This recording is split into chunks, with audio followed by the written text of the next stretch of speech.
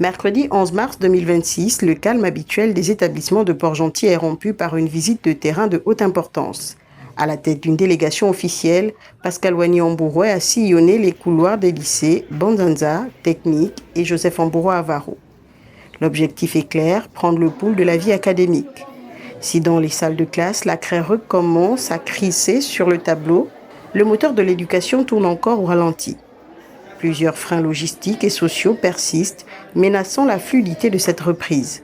C'est vrai qu'on a annoncé la reprise des cours, voilà, tant bien que mal. Il y a tellement de revendications, tellement de réalités sur le terrain qui nous déplaisent aujourd'hui et nous amènent à ne pas reprendre le chemin des classes aujourd'hui.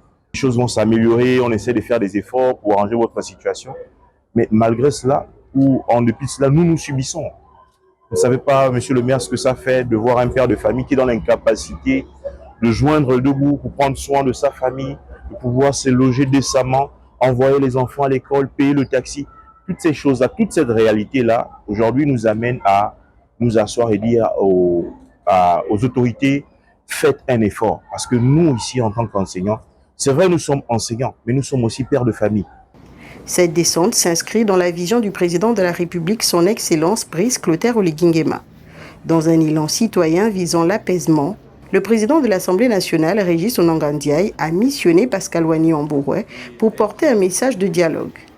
Accompagné de Laure Vouette, maire du 1er arrondissement, et de Donatien Eni Rassikimia, premier adjoint au maire au 2e arrondissement, l'émissaire a proposé une solution concrète aux enseignants grévistes.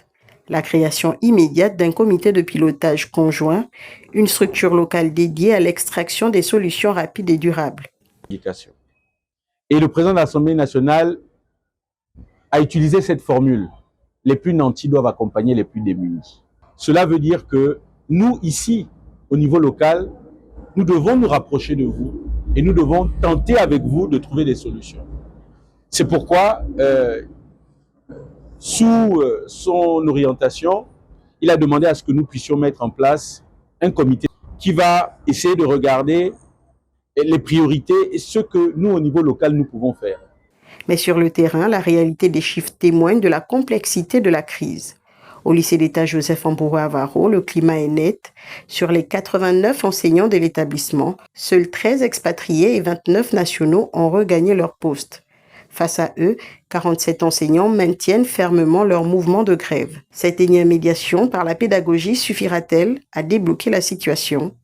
Espérons désormais que ce comité de pilotage sera la clé d'un retour définitif à la normale pour l'avenir de la jeunesse gabonaise.